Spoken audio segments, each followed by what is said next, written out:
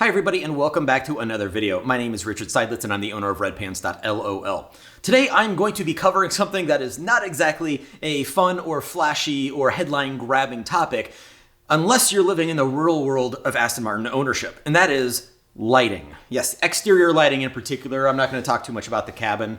There's only a couple things to know anyway in there. There's some puddle lights, trunk lights, map lights, stuff like that. If you have the incandescent lights, you can replace those with LEDs. I even have a video showing how to do that for the map lights, which is a super easy way to update the interior of your car if you still have yellow map lights. All right, that video is done. Moving on from the interior to the exterior. So the exterior is going to cover the headlights, taillights, and the various lights around the rest of the body of the car. Now, I want to give a quick shout out to somebody that mentioned in my last video, I think it was a comment or an email or something, saying, if it's so cold in the garage, why do you have an icy drink? And I took that to heart, which is why today I've got some coffee. So thank you for that. Anyway, let's go ahead and get started.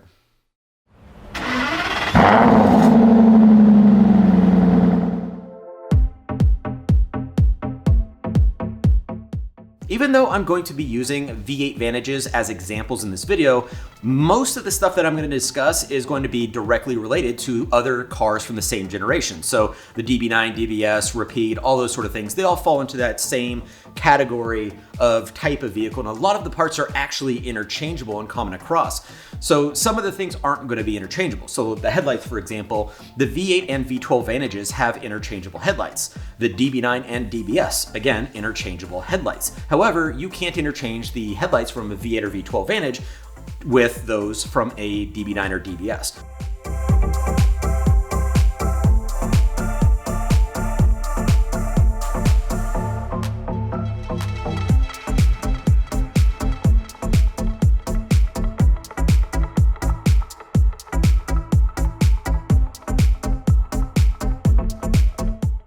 So keep that in mind. However, the information I share about the headlights will be pretty much the same regardless of which one you have.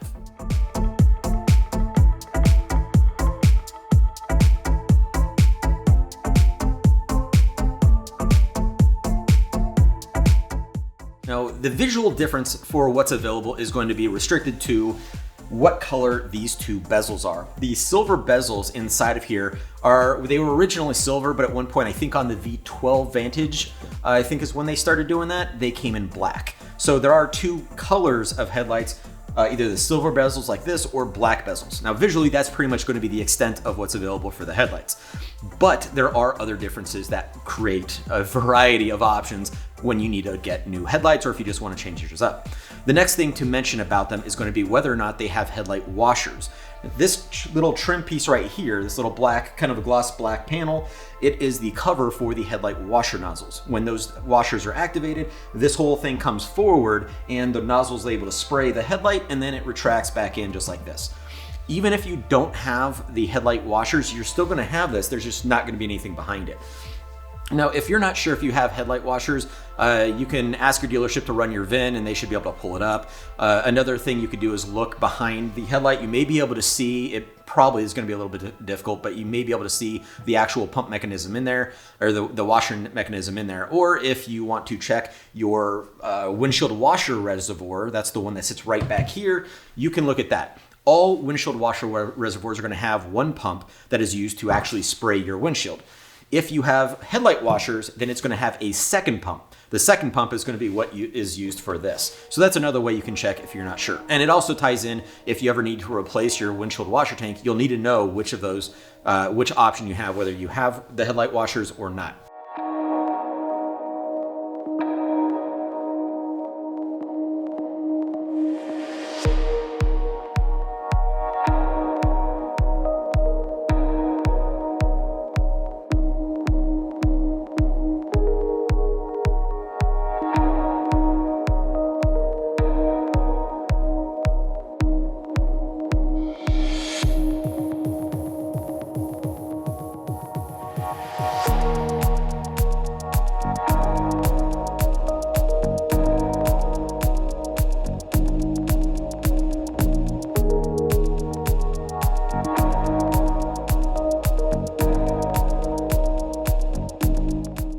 The next option that's available is whether you have standard headlights with halogen bulbs or if you have HID bulbs. Now, if you're not sure, well, the HIDs are going to be more of a crisp blue, while the halogens are going to be more of a yellowish. In addition to that, the HID bulbs, the headlights with HID bulbs, are going to have an added ballast. It's a little flat metal box that sits on the underside of the headlight unit.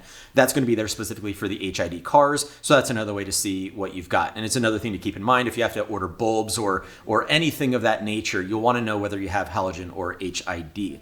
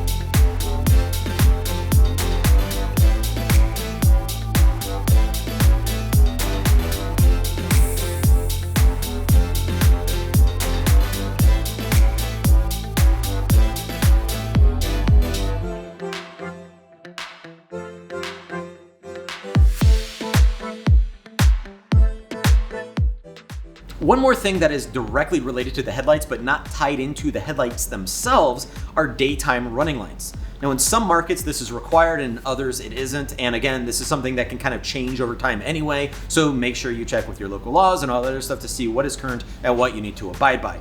But for example, in the United States, at least when this car was made in 2007, daytime running lights were not required. However, in Canada, they were. So in Canada, for example, when the car is turned on, the DRLs automatically activate. These clear lights will turn on. If you're in a market that doesn't have that, you can do it manually by turning that light control knob one click over, and those will then turn on and you have DRLs. It's what I do, partly because I like it as a safety feature because I get run off the road enough as is, so that little bit of light helps, and also because I actually kind of think it looks cool when they're on, so that's what I do. But that is a feature that isn't actually part of the headlight, it's part of the car. So it is possible to have the car programmed to have the DRLs always on, just like it would in Canada, even if you're not in Canada. If you're interested in doing that, talk to your dealership. They'll probably charge you, an hour to flip a switch in the AMDS, but talk to them to see if they're willing and able to do it. So while the clear ones are used for the DRLs, the yellow ones are used for the turn signal. When you turn on your turn signal or your hazards, for example, those yellow lights are going to flash. And one thing that I think is particularly cool about these headlights that I have not seen on any others that have LED lighting in them, especially Audi, for some reason I hate it with Audis, is that when the turn signal gets turned on, the clear lights get turned off. And so you'll have clear on one side and flashing yellow on the other. But that's not the case with these. On these, the clear ones stay on, so you have clear on both sides and flashing yellow. And it looks so much better, I think, the way Aston Martin does it. And every time I see other cars that have those clear LED DRLs, and it's especially egregious on Audis for some reason. Nothing against Audis, but it's something I notice from an aesthetic point of view. Bothers the crap out of me, and I'm so glad Aston Martin doesn't do that. So the yellow and clear can both be going at the same time. Just a weird little bit of trivia there if you didn't know it. But those LEDs bring up our issues that we need to talk about, and this is going to be very important for any Aston Martin owner or somebody that's interested in owning one of these cars. While the LEDs are actually really cool in these, they also present a very, very serious issue. You see, each headlight and each taillight has a control board for that unit to control the LEDs within it. And the problem is that it's not really sealed off or protected in any way from moisture. So if you get condensation inside of the unit, which is very common, it can damage the control board. So what we need to talk about is the ownership, repair, maintenance, that sort of aspect of the lights. And that's why this is one of those weird topics that seems kind of, why would we need to care about this? But it's really important. The headlights are extremely expensive. I mean, let's call it a couple $1,000s, and prices are subject to change and exchange rates and blah, blah, blah. But let's just ballpark it, a couple $1,000s per headlight. Let that sink in. If the LED strip goes bad, you have two options. One is to try to repair it, which means disassembly and may have to find somebody to do some soldering or something on the control board. You may have to figure out, you may have to get another tail light or headlight or whatever and salvage parts from it if the control board can't be fixed. There's going to be some issues there. However, the parts are not sold individually. If you need that control board, you're buying an entire headlight. So, if you see fogging up or condensation within your headlight, make sure you address it as quickly as possible, because once that control board goes bad, you'll know it, the LEDs will no longer work. You'll see them go intermittently if you're lucky, and you may be able to still salvage it at that point, or it may go out entirely, at which point you need to spend a lot of time and energy trying to repair it. Otherwise, a couple $1,000s to replace it, so keep that in mind. The last thing to know about the headlights is why mine looks this way. Obviously, this isn't normal and it's not right, but it's been this way for a long time because I use this car to show you guys how to work on things, to develop parts, all that sort of stuff, and also to serve as a warning to others. I would rather do things the hard way or mess something up on my car so that I can learn the hard way and share that with you so that you guys don't make the same mistakes that I have done or that other people have done to my car, which is what happened to this headlight.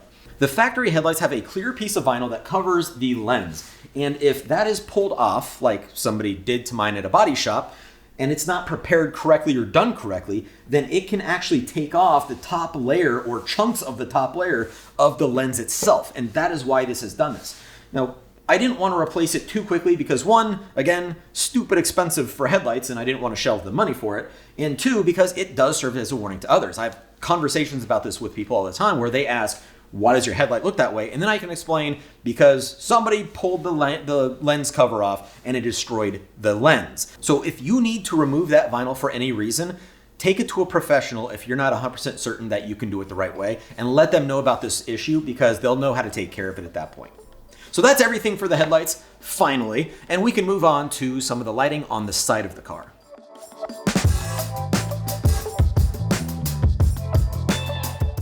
The next bit of lighting we're going to discuss are the front and rear corner markers. Now, this isn't going to be common for all markets because they're only required in some, like the United States, but not in Europe. So if you don't know what I'm talking about, that's totally fine. This may just be a bit of information for you to satisfy some curiosity. Otherwise, either continue listening or go pour yourself another cup of hot coffee, which this no longer is hot. No, there's not a whole lot to know about these. If you have them because they're required for that market. If you don't have them, they're not required for that market. So it's going to depend. If you're not sure, just look at your car. They're there or they're not. As far as options are concerned, well, there aren't any. There's one set for the front and one set for the rear from Aston Martin, and there's nothing else being made at this time, at least at the time of this video. I was making some for a while, but I had so many quality control issues that I had to stop dealing with it. I couldn't keep going on. I was losing money hand over fist because I had all this product I couldn't sell because either the construction quality of it wasn't good enough or the colors were wildly inconsistent.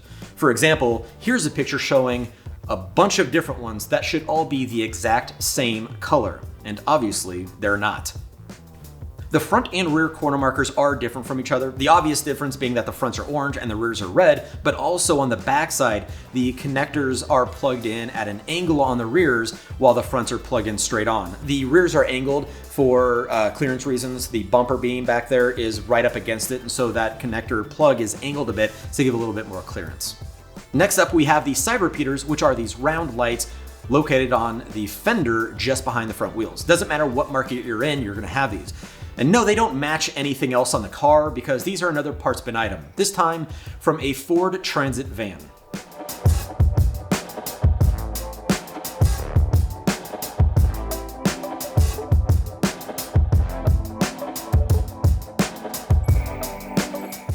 As with the front and rear corner markers, what you see is what you get. There are no other options for Aston Martin, and those were one of the items that I stopped making when I had all those quality control issues. I had the same issues with those as I had with the front and rear corner markers. And same with the rear reflectors, which isn't really a lighting thing because that's one item for all cars and it's only in red and it doesn't have any lighting. But that's something I was making for a while too, so that everything would match. Anyway, little tangent.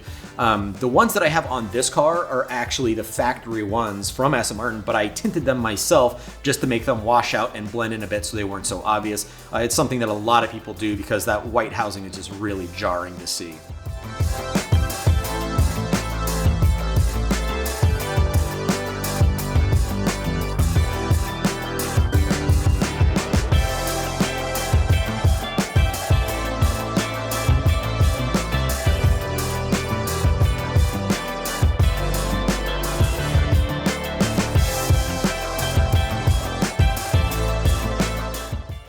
we move on to the taillights, just a couple quick notes about the lighting for the license plates.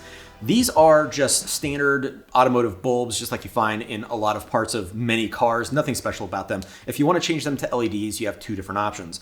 You can either pull off the whole rear bumper, which if you're doing other things back there, might as well, or you can try to pop those lenses out. Now, if you do this, be very careful because it's not a straightforward thing. You need to put an angled tool up inside of the slot and then push in a tab to release the lens. And that's something when you look up at it, you'll see from the ground, if you look up into that lens, you can see where there's a slot. Be very careful with this because they get very, very brittle and it's very common for those lenses to break. So if you do try to do that, be ready to order another set of lenses just in case.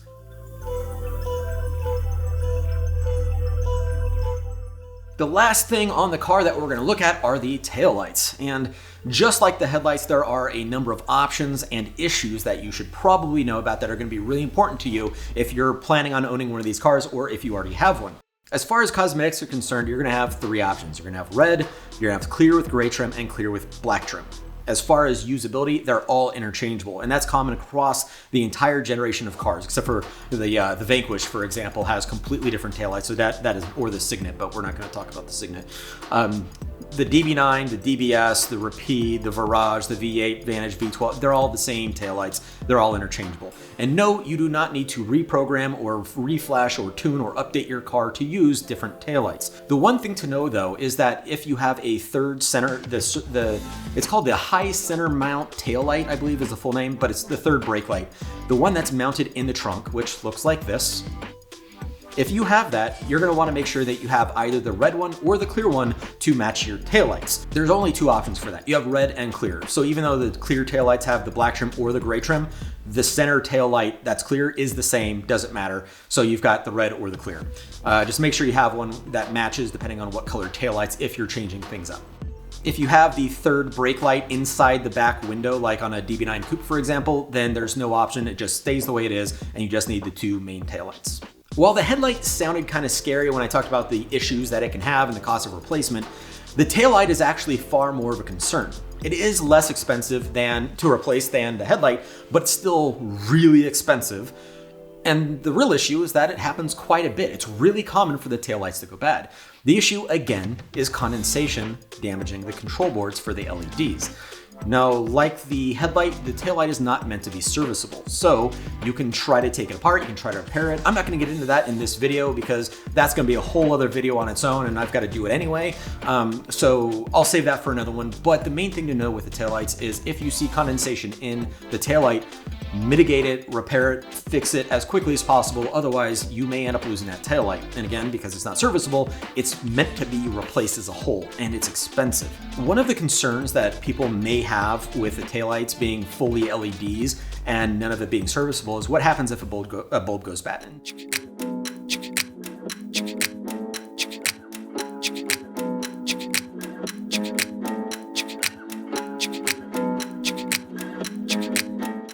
The good thing is the bulbs themselves aren't an issue. I mean, LEDs last an incredibly long time. It's the control boards. However, there is one bulb inside the taillight that is a standard automotive bulb, and that's the reverse one. And even though it's a standard automotive bulb, it's not replaceable. It's not serviceable. It's in there permanently. So don't ask me why, but that's how it's built. Well, and I don't want to scare people off, but it is something to know when it comes to the ownership of these cars, that the taillights are a major concern, a common issue. It can be mitigated. It may be something you can avoid entirely. You may just get lucky and never have an issue. But again, I'll go over all the repairs for that when I do that upcoming video showing how I'm fixing mine and then everything else for it. It is one of the few places that you can change stuff up and get a more interesting look. For example, it was one of the very first things I did on my red V8 Vantage was I got rid of the red taillights for clear ones because I thought it looked a little weird having red taillights on a red car. It just kind of didn't jive. The clear really popped on the back, so I thought it looked awesome. And then on this one I did as well, even though oddly enough I'm trying to think of a way to put a red accent back there. I think I'm just gonna keep it the way it is with the clear. I like the way it looks, nice and clean. But on some cars, the red looks really good. So it depends on what you're interested in doing. So yeah, the taillights, it really just comes down to what color you want, red, clear, or other clear. And then watching out for the condensation and having to deal with repairs or, replacements if you don't catch the condensation in time, or if something just goes bad. I mean, you may just have bad luck with it and you don't even notice the condensation, whatever the case may be. But it is a major topic for Aston Martin owners. So if you're in the market for one, just keep that in the back of your head. So in my next video, I will be talking about repairs to the headlights and taillights and actually showing it on my taillights because I need to do it on this car, as you guys saw in my road trip video when I talked about my taillight getting condensation after I left Florida going to Virginia. Little bit of a teaser for that. One of them involves silica packets like you'd find in a box of new shoes, and the other one involves a drill, because it's an Aston Martin and this is how we solve our problems. So if you like what you saw, please hit that like button and subscribe to the channel if you haven't already. It's a necessary evil, just like the monetization thing for YouTube, because they won't share or promote this video if those things aren't happening. And it does give me a few pennies on the dollar for the effort I invest into making these videos and sharing this stuff with you. So every like and subscription is greatly appreciated. That's all I've got for this time. Check out redpants.lol for more. And if you have any questions, either use the contact page on the website or reach out to rich@redpants.lol. And I will see you in the next video.